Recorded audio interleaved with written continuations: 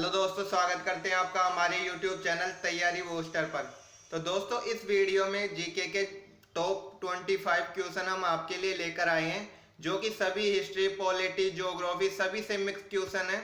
तो आप इन प्रश्नों को लगाइए और देखिए कि आप इनमें कितना स्कोर कर पा रहे हैं, और अपना स्कोर हमें कमेंट बॉक्स में जरूर बताइए। तो देखते हैं पहला प्रश्न, प्रथम बौद्ध परिषद कहाँ आयोजित की गई?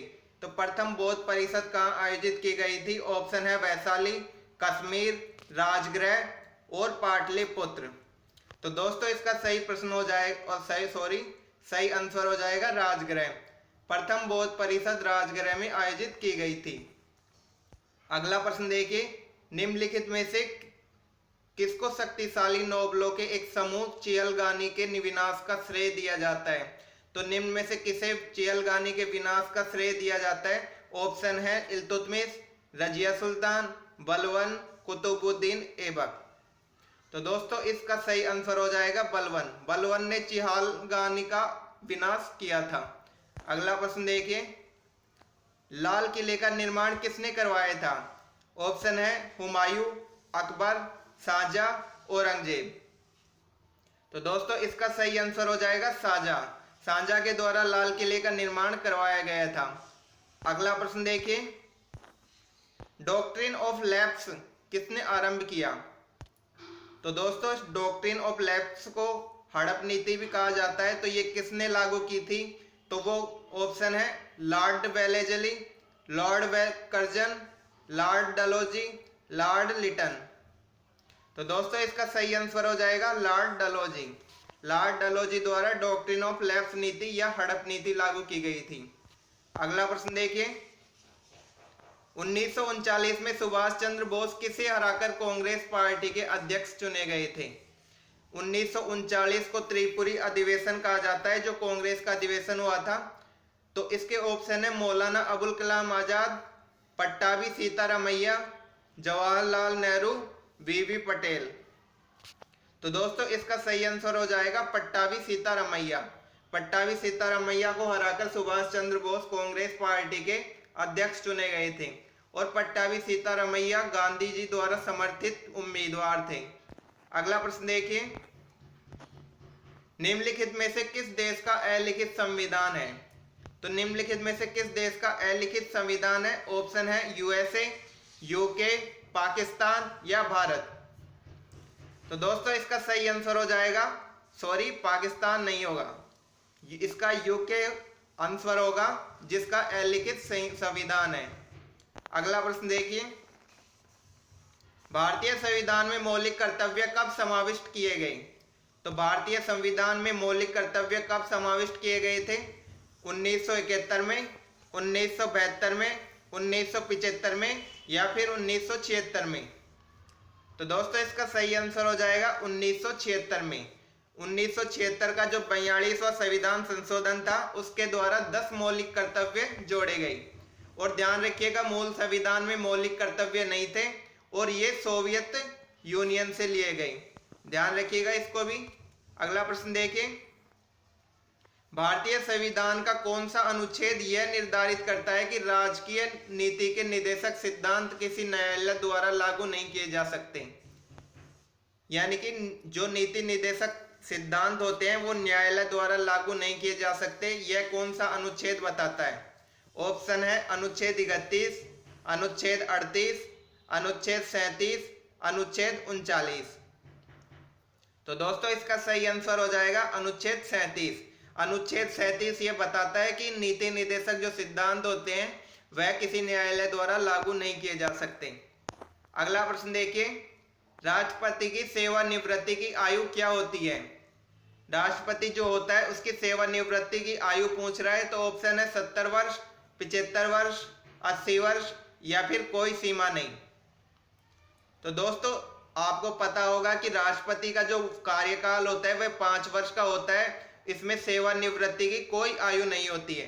तो सेवानिवृत्ति की कोई सीमा नहीं होती है। उसका 5 वर्ष का कार्यकाल जब भी पूरा हो और वह अपने पद से हट जाता है। अगला प्रश्न देखिए, भारतीय मानक समय किस रेखांश पर अपनाया जाता है? ऑप्शन है 75.5 डिग्री ईस्ट, दूसरा ऑप्शन है 82.5 डिग्री ईस्ट, तीसरा है 90.5 डिग्री ईस्ट, चौथा है 0 रेखांश। तो दोस्तों इसका सही आंसर हो जाएगा 82.5 डिग्री ईस्ट रेखांश, जो कि भारतीय मानक समय है। अगला प्रश्न देखिए, हिमाचल प्रदेश में स्थित दर्रा है। ऑप्शन है शिवकिला, जोजिला, नाथुला या फिर जेलेपला। तो दोस्तों हिमाचल प्रदेश में स्थित दर्रा शिवकिला दर्रा है।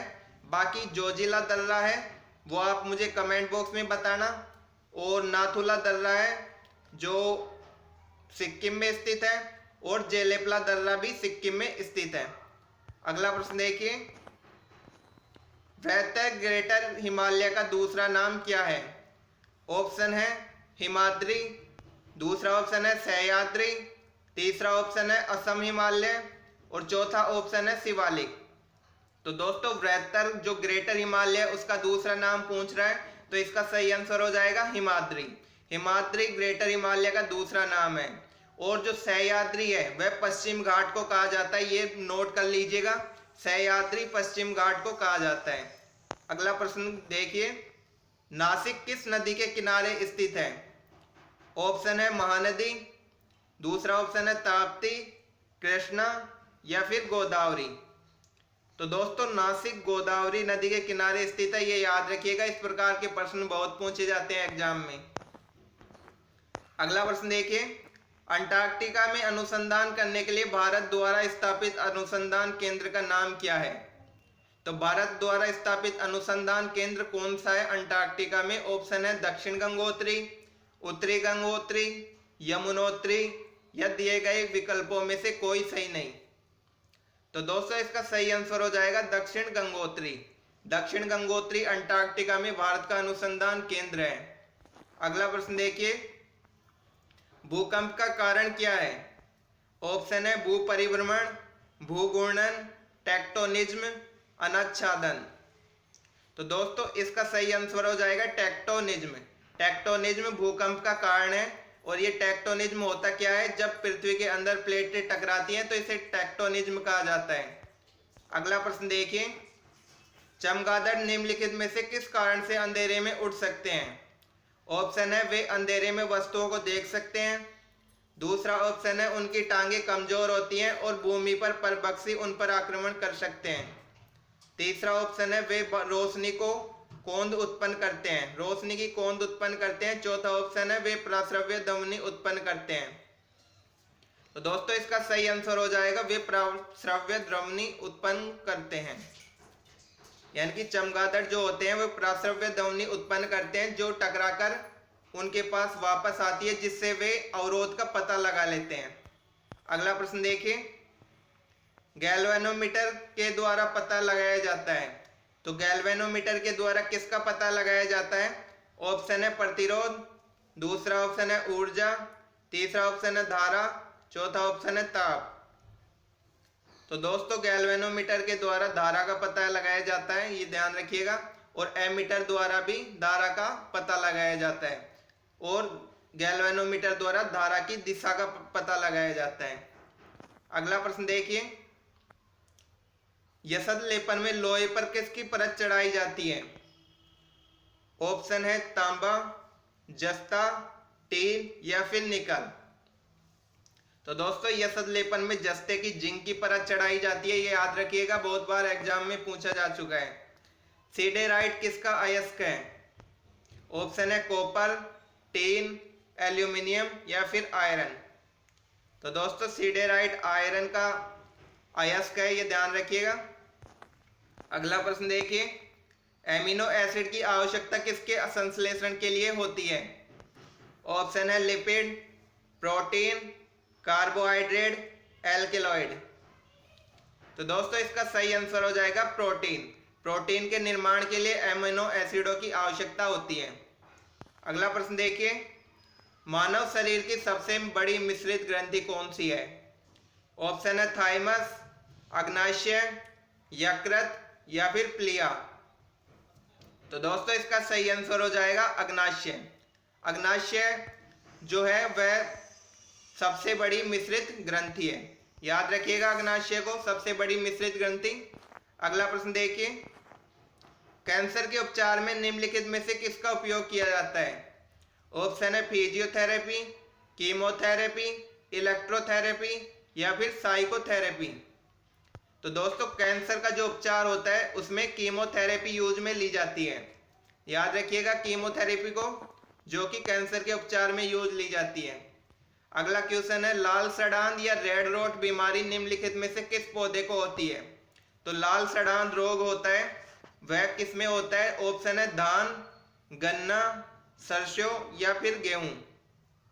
तो दोस्तों आपने देखा होगा कि गन्ने में जो अंदर लाल हो जाता है कई दिनों पर रखा रहने पर, तो इसे लाल सड़ांध बीमारी कहा जाता है। अगला प्रश्न देखिए, लास्ट सपर एक प्रसिद्ध चित्रकारी किसकी सर्वश्रेष्ठ कृति है? तो लास्ट सपर किसकी सर्वश्रेष्ठ चित्रकारी है? ऑप्शन है Michelangelo, Titian, Leonardo da Vinci, Raphael. तो दोस्तों इसका सही आंसर हो जाएगा लियोनार्डो दा विंसी। यह उनकी प्रसिद्ध कृति है द लास्ट सपर।